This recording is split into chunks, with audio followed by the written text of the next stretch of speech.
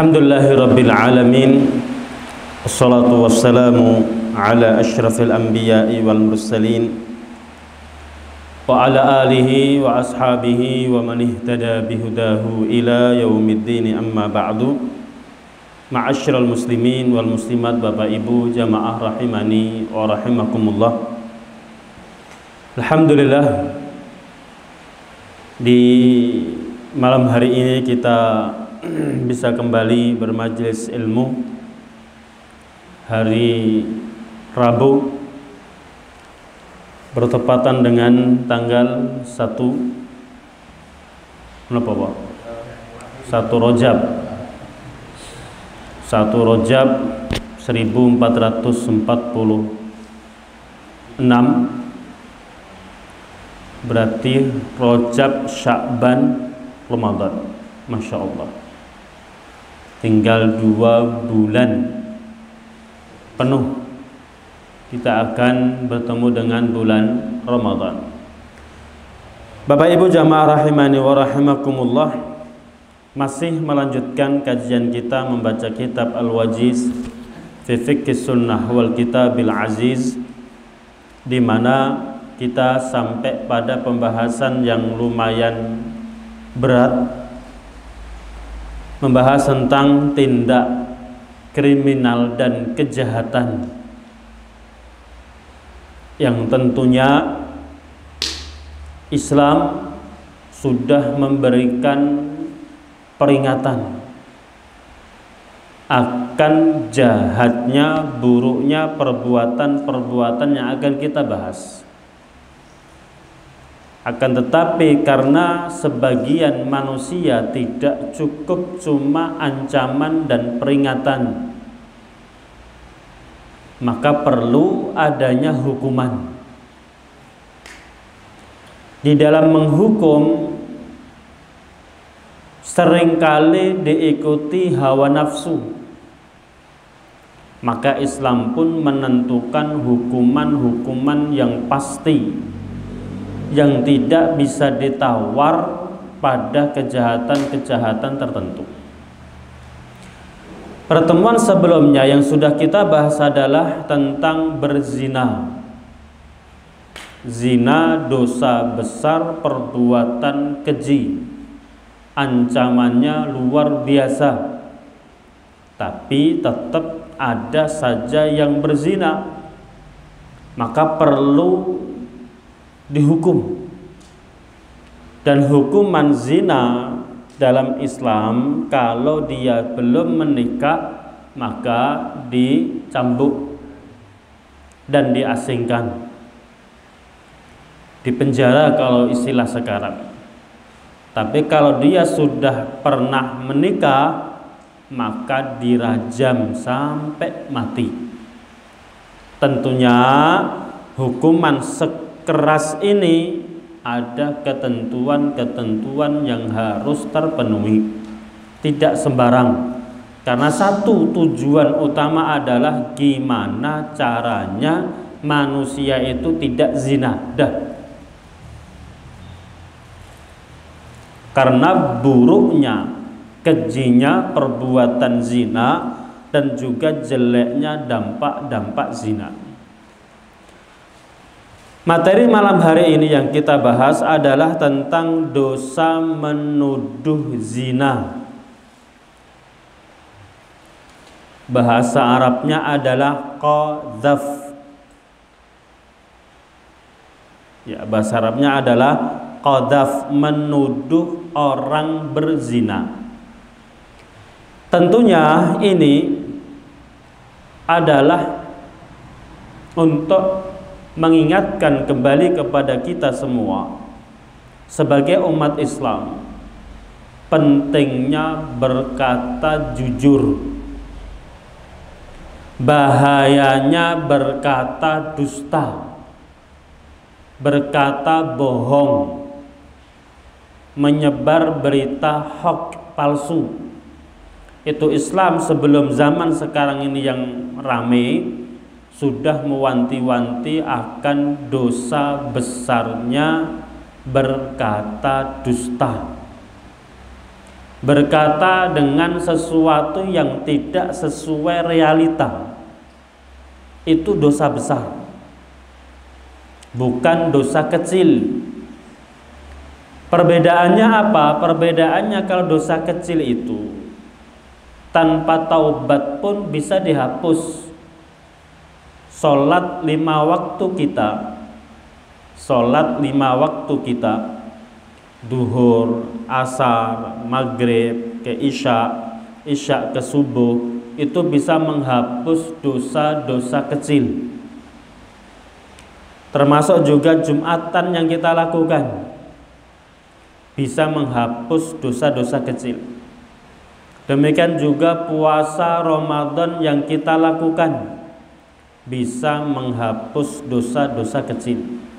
Antara Ramadan sekarang dengan Ramadan berikutnya, kalau kita bisa puasa, jeda 2 Ramadan itu adalah akan dihapus dosa-dosa kecil kita.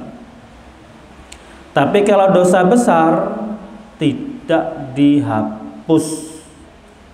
Dengan sholat 5 waktu nggak bisa dihapus. Dengan Jumatan pun tidak bisa dihapus. Dengan Ramadan pun tidak bisa dihapus. Dihapusnya dosa-dosa besar itu dengan taubat,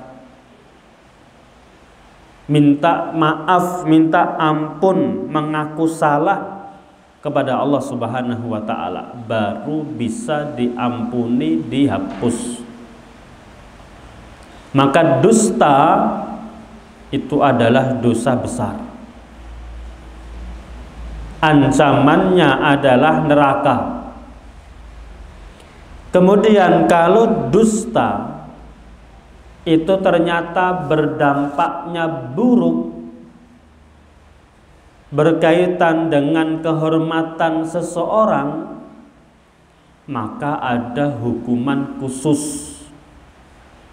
Adapun dusta yang tidak berkaitan dengan kehormatan seseorang, maka diserahkan kepada pemimpin untuk beristihad, menyebar berita, memfitnah, itu kembali kepada pemimpin.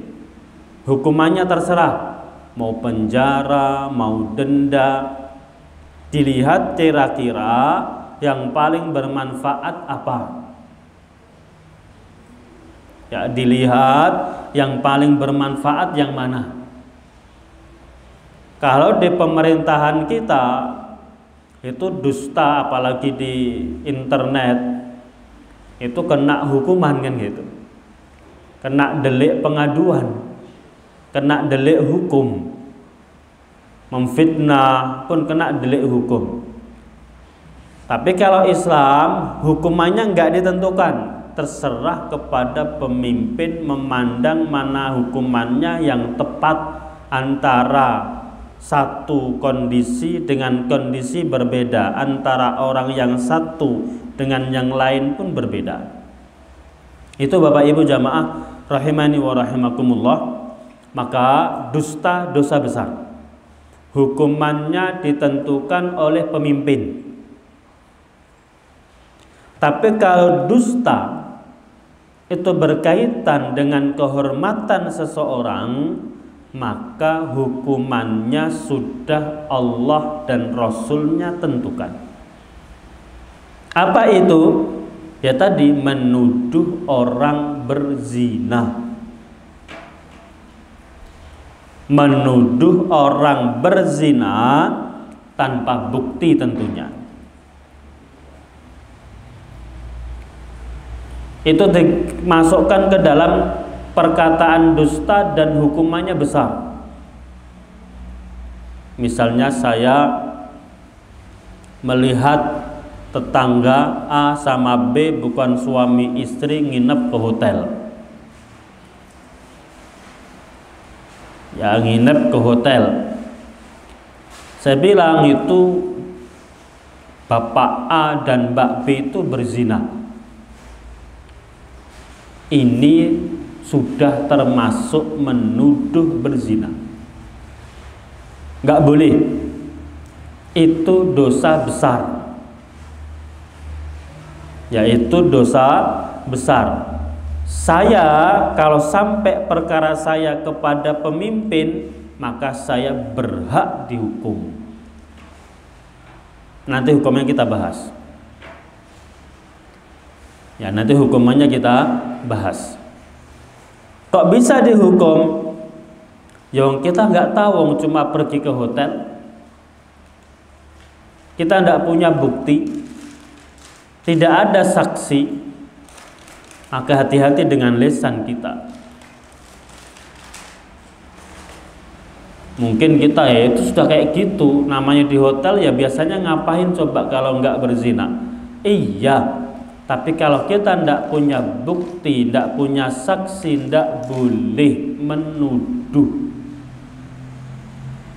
Kalau kita mengatakan dia berzina itu menuduh namanya. Tapi kalau kita katakan dia berbuat dosa karena bukan mahram, entah apa yang dia lakukan, silahkan. Yang nggak boleh adalah menuduh berzina. Tapi kalau dia berdua ke hotel, itu perlu dicurigai, boleh. Itu butuh dicurigai, silahkan. Tapi jangan sampai terlontar ucapan dia berzina. Itu yang dilarang. Itu yang haram. Apapun, mau misalnya lihat dua orang keluar dari kamar bukan suami istri, itu zina, itu tidak boleh. Hati-hati. Tapi kalau kita itu perlu dicurigai, masa bukan suami istri kok masuk kamar, itu dicurigai. Bisa saja berzina, bisa saja tidak, silahkan.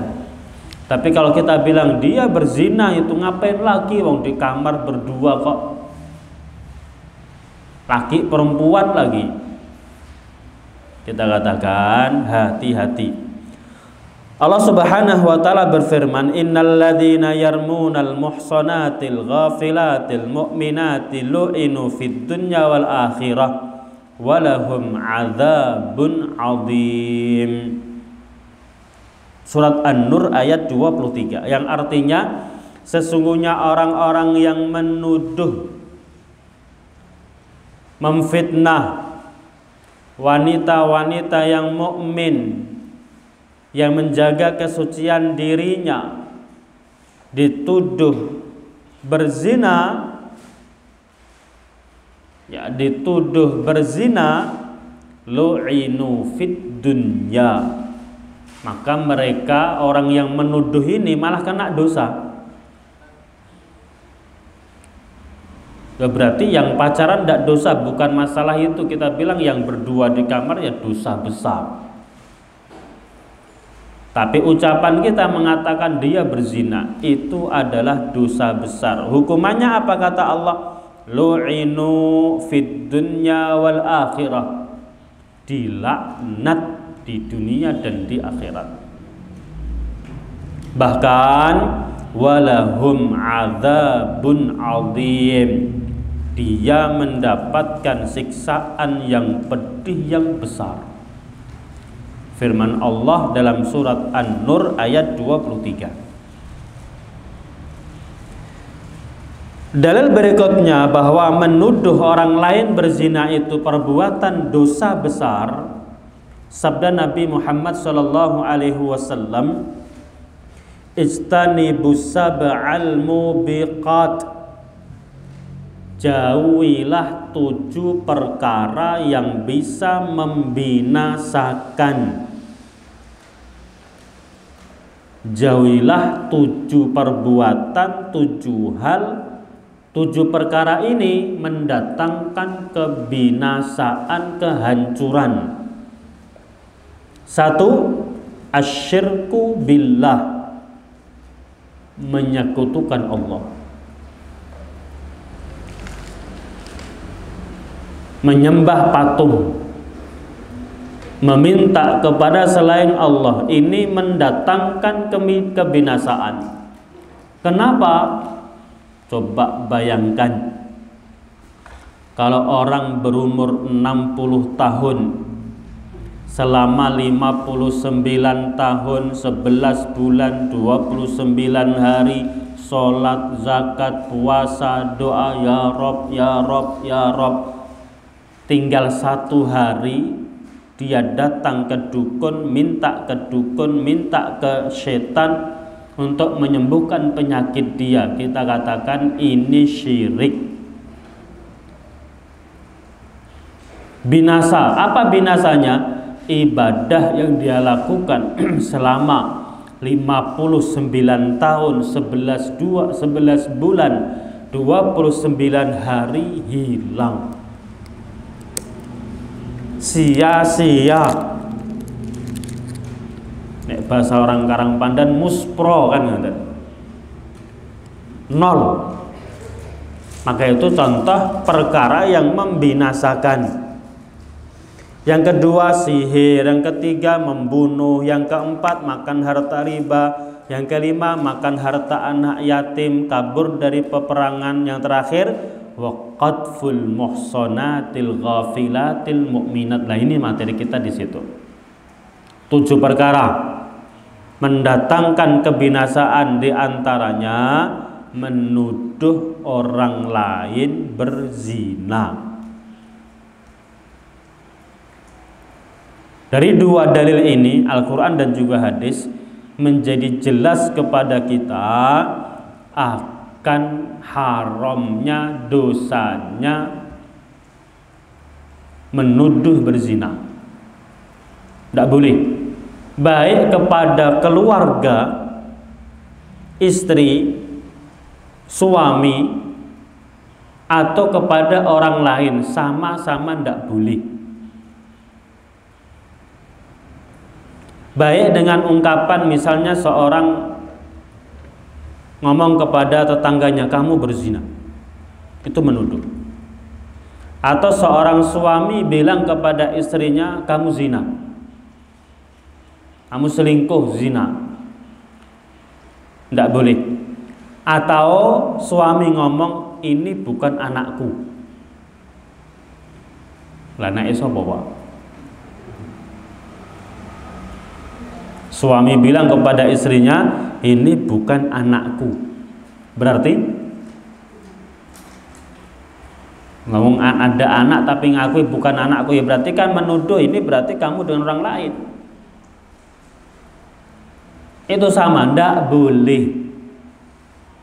Terus yang kita bahas sekarang adalah khusus menuduh orang lain, bukan istri, bukan suami. Adapun suami istri nanti akan ada pembahasan tersendiri. Kita sedang membahas menuduh orang lain, bukan suami istri. Orang lain itu yang penting orang lain, mau kerabat, mau tetangga, mau kenal, ndak kenal, sama. Itu ndak boleh. Itu termasuk dosa besar. Lah kalau menuduh orang lain tanpa bukti tentunya, kalau bilang itu tetangga A zina sama B, ini buktinya, ini saksinya, ya selesai, itu nggak termasuk. Tapi kalau itu A sama B berzina, mana buktinya, mana saksinya? Apalagi A sama B mengingkari, saya nggak berzina, kan gitu. Saya nggak berzina, tapi kalau saya ngomong A, B berzina, A sama B ngaku, selesai masalah. Tapi kalau A, B berzina, mana coba A sama B, apa kamu berzina? Enggak. Saya ditanya mana buktinya? Enggak punya. Ya sudah, berarti saya sudah menuduh orang lain berzina. Itu dosa besar. Ketika saya tidak bisa mendatangkan bukti dan saksi, A dan B-nya juga mengingkari, maka saya dosa besar di akhirat dan di dunia pun dihukum. Apa hukumannya? Hukumannya adalah dicambuk, didera sebanyak 80 kali. Dicambuk 80 kali. Hanya gara-gara ucapan. Dalilnya adalah firman Allah Subhanahu wa taala, walladzina yarmunal muhsanati tsumma lam ya'tu bi arba'ati syuhada fajliduhum thamanina jaldah. Dan orang-orang yang memfitnah, menuduh orang lain berzina, maka cambuklah dia sebanyak 80 kali. Ya, cambuklah dia sebanyak 80 kali. Itu Bapak Ibu jamaah rahimani wa rahimakumullah. Pripun Pak Bu, sangat dipahami nggih? Tapi ingat, dalam mencambuk bukan sembarang orang. RT ndak berhak, kepala desa ndak berhak, Pak Camat ndak berhak, Pak Bupati juga ndak berhak, Pak Gubernur pun ndak berhak, sampai resmi dari pemerintah. Apalagi cuma komunitas. Nah, terus kita ngapain berbicara seperti ini? Ini untuk mengetahui betapa sempurnanya ajaran Islam. Sampai perkara ini sudah ditetapkan, meskipun belum bisa kita terapkan, tidak apa-apa. Itu Bapak Ibu jamaah rahimani wa rahimakumullah. Berikutnya, yang namanya menuduh berzina, berarti kan ada penuduh yang dituduh, kan ngaten. Ada yang menuduh, ada yang dituduh, ada kalimat yang diucapkan. Masing-masing punya ketentuan, punya syarat agar bisa dihukumi menuduh berzina dan dicambuk. Enggak sembarangan pokoknya. Anak kecil ngomong, anak misalnya SD kelas 4 itu berzina, apa dicambuk? Kayak tadi misalnya itu di kamar kuda-kudaan misalnya, itu zina apa mboten Pak? Nuduh atau ndak Pak?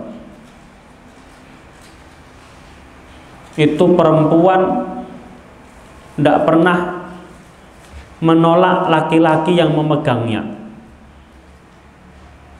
itu termasuk menuduh atau mboten Pak? Itu wanita gampangan. Orang yang ngomong itu wanita gampangan. Yang ngomong seperti ini berhak termasuk menuduh atau ndak, berhak dicambuk atau ndak. Nah, itu semua ada aturannya. Ya, ada aturannya. Maka yang pertama adalah orang yang menuduh. Dia dikatakan telah berbuat dosa dan berhak dicambuk kalau yang menuduh adalah orang-orang yang sudah balik, berakal, tidak dipaksa, tahu kalau menuduh berzina itu perbuatan yang haram.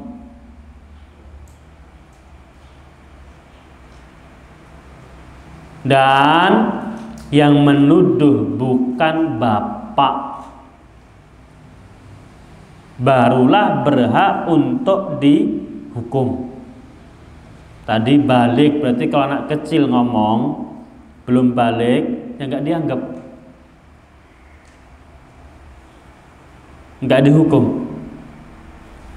Atau kalau yang menuduhnya dipaksa, coba kamu saya tembak, kalau nggak mau bilang dia berzina, kamu saya tembak, kepaksa. Orang yang terpaksa ya nggak dihukum. Atau tadi seorang bapak ngomong kepada anaknya, kamu zina ya, kamu tuh loh masih kecil sudah berzina misalnya, tanpa punya bukti. Yang ngomong seorang ayah, kita katakan tidak dicambuk kalau ayah yang ngomong. Ya, kalau ayah yang berbicara, itu adalah contoh ketentuan-ketentuan bagi si penuduh. Yang menuduh harus benar-benar sudah balik, berakal, ngomongnya dengan kesadaran diri dia, tidak dipaksa, dan dia tahu itu tidak boleh. Tapi kalau orang yang awam tidak tahu ya nggak termasuk. Wallahu ya, sampai dicambuk. Meskipun ya tetap tidak boleh, itu dosa menuduh. Cuma nggak sampai dicambuk 80 kali.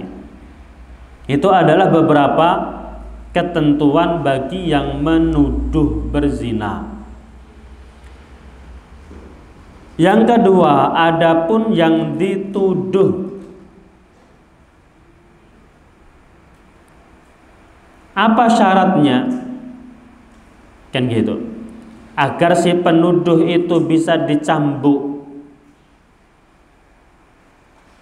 Kalau yang dituduh itu terkenal dengan wanita baik-baik, laki-laki yang baik, tidak gampangan, tidak pelacur. Tapi kalau ada wanita pelacur, kamu dari zina, maka kita katakan dia berdosa iya, tapi tidak sampai dicambuk. Itu ya Pak ya. Jadi memang aturannya Masya Allah sangat lengkap Islam itu. Meskipun tetap tidak boleh ada wanita yang gampangan itu berzina, tidak boleh omongan kita.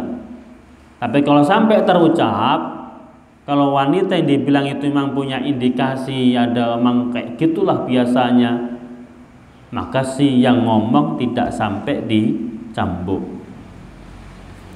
Itu adalah ketentuan yang dituduh berzina. Adapun kalimatnya, cara menuduhnya itu adalah ada beberapa bentuk menuduh secara langsung dan tidak langsung. Yang secara langsung dengan kalimat yang terang, yang jelas, yang gamblang, dia berzina, kamu berzina, itu namanya jelas. Itu adalah jelas. Tapi kalau mengatakan itu wanita gampangan, berapun Pak, termasuk betul tadi saya tanyakan di awal. Tapi kalau dia berzina atau dia hubungan suami istri, itu kan ungkapan-ungkapan yang jelas.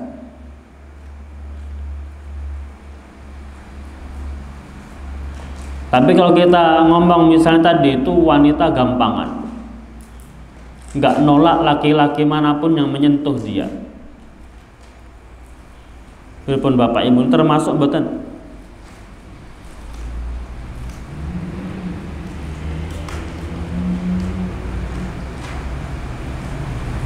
Hah?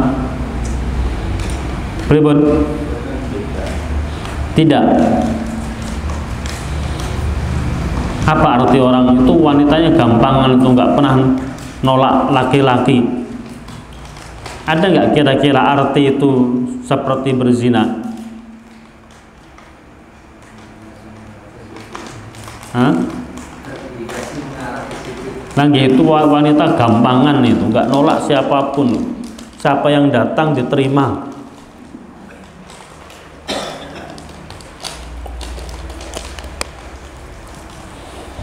Wallahu ta'ala alam bisawab. Kalau kalimat itu adalah kalimat yang punya dua makna bahkan lebih, yang enggak terang-terangan, maka ditanya pelakunya, kamu apa yang maksud? Kalau dia bilang ya dia berzina, ya sudah dihukum. Tapi kalau dia menjawab enggak, demi Allah saya enggak bermaksud itu, ya sudah, maka tidak. Itu kalau kalimatnya adalah masih memiliki dua makna atau lebih.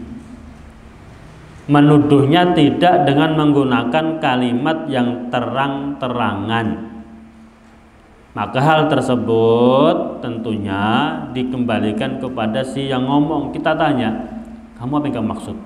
Hati-hati, bahaya. Kalau dia ngomong, ya saya mengatakan dia berzina, sudah dihukum. Kalau dia ngomong, saya enggak bermaksud itu, saya enggak ngomong dia sampai berzina, maka sudah tidak dihukumi itu berzina. Gitu ya. Wallahu ta'ala a'lam bisawab. Terus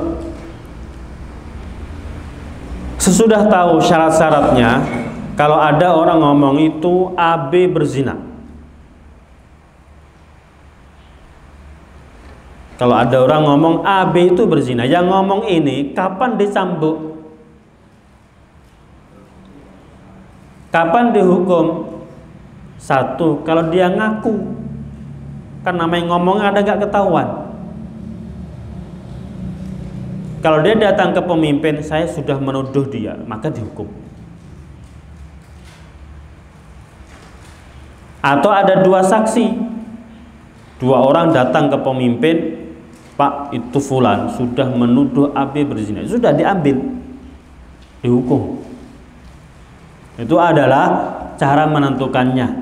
Maka intinya tidak sembarangan, yang penting sepakat dosa besar. Kalau sampai terucap mau ketahuan tidak ketahuan, dilihat orang nggak dilihat orang, itu sama-sama dosa besar, tidak boleh. Ya mau dilihat nggak dilihat sama saja dosa besar. Tapi kalau sampai dilaporkan atau dia mengaku ke pemimpin, maka berhak untuk ditegakkan hukuman bagi dia. Apa hukumannya? Dicambuk 80 kali. Terus tambahan hukuman lain adalah ditolak persaksiannya,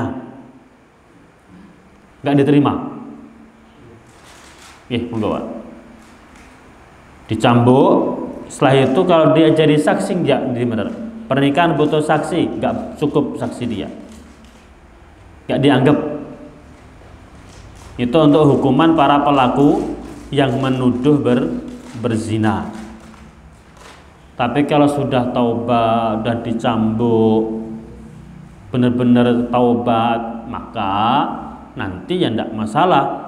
Persaksiannya kalau jadi saksi masih boleh dan diterima lagi. Ingat kalau dia sudah taubat. Wallahu ta'ala a'lam bisawab. Itu Bapak Ibu jamaah rahimani wa rahimakumullah yang berkaitan dengan orang yang menuduh berzina. Monggo Pak, ada pertanyaan sebelum kita bicara kalau itu terjadi pada suami istri. Tadi kan orang lain. Kalau itu pada suami istri bagaimana? Nanti beda lagi. Tadi menuduh orang lain, mau kerabat, mau bukan kerabat, mau tetangga, bukan tetangga, sama. Monggo Bapak Ibu ada pertanyaan?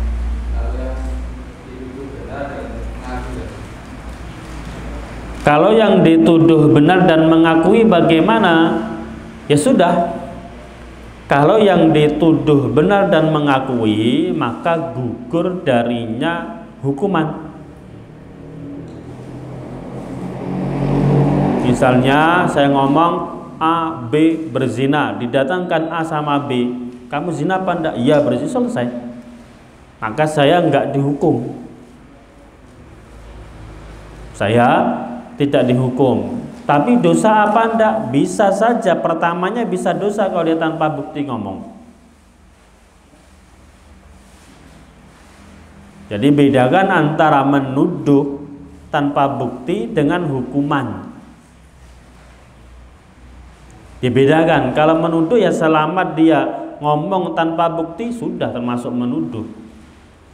Kan bisa saja itu karena kebetulan. Dia ngarang-ngarang, ngira-ngira, karena ada indikator seperti itu dia ngira dia berzina. Ternyata ngaku. Ada dia nggak punya bukti yang kuat, dia sudah terlanjur ngomong, itu dosa menuduh ya. Tapi dia dicambuk apa enggak? Enggak, kalau sudah mengaku. Ya kalau dia sudah mengaku, ya enggak dicambuk. Wallahu taala a'lam bishawab. Untuk malih Bapak Ibu, napa pun ngantuk niki sae pun molor li, sae wau jam pinten, Pak? 7.15 nembe adzan, 7.20.25 iqomat. Tadi mulainya 7.45. Ini jam 20.25, berarti pun 45 menit. Dipun tesek kuat ngantos jam pinten? Jam 09.00 napa setengah 10?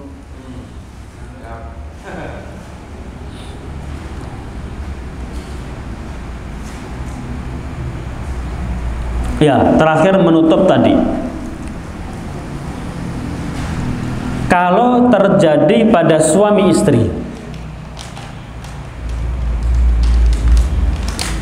suami sampai di rumah lihat ada laki-laki misalnya, atau lihat chattingan SMS-nya misalnya, atau kebalikannya, istri lihat suami kepergok misalnya. Istri lihat HP suami ada foto atau video misalnya, kan gitu. Sama saja. Maka itu namanya seorang istri yang menuduh seorang suami menuduh istrinya berzina atau kebalikannya. Karena yang namanya untuk mengatakan suami atau istri berzina harus bisa mendatangkan 4 saksi. Terus kalau nggak bisa bagaimana? Kalau nggak bisa dan suami atau istri yakin akan apa yang dia lihat, maka boleh. Tapi nanti harus siap saling melaknat selama 4 kali nanti, bahkan 5 kali, masing-masing disumpah. Misalnya tadi suami sampai di rumah dari kerja ada laki-laki di rumahnya, masuk kamar lagi, maka suami bilang kamu berzina.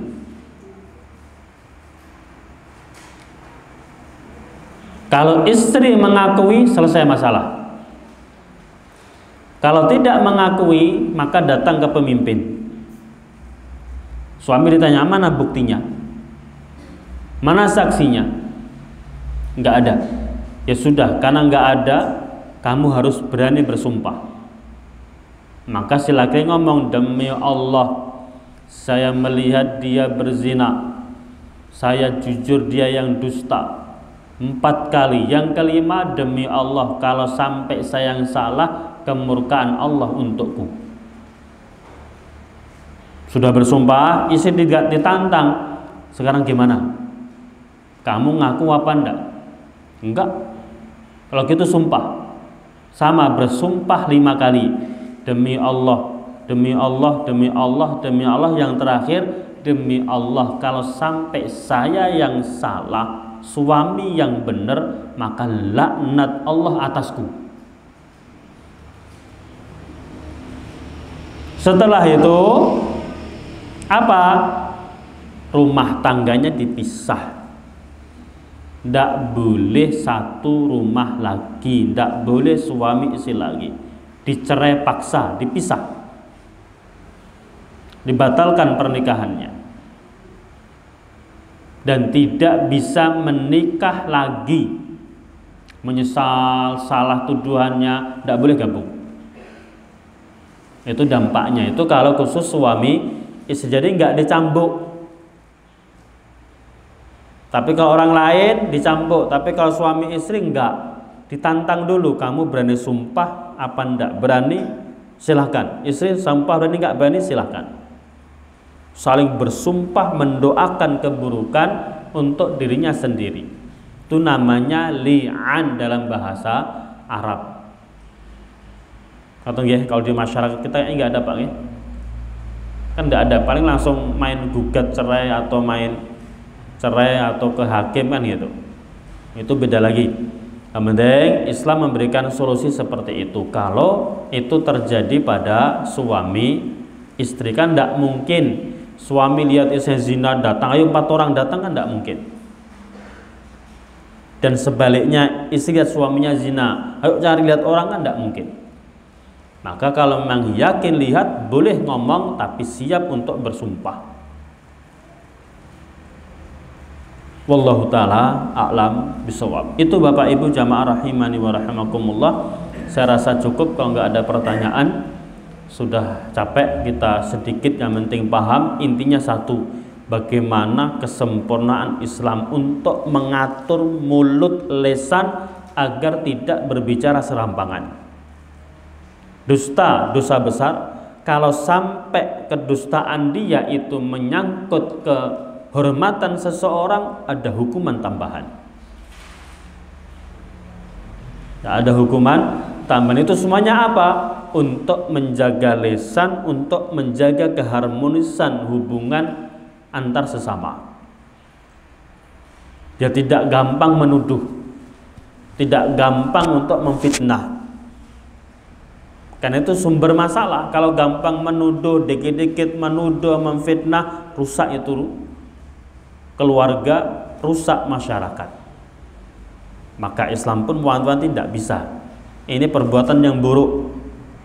Diingatkan tidak cukup, maka ada hukuman yang harus dilaksanakan.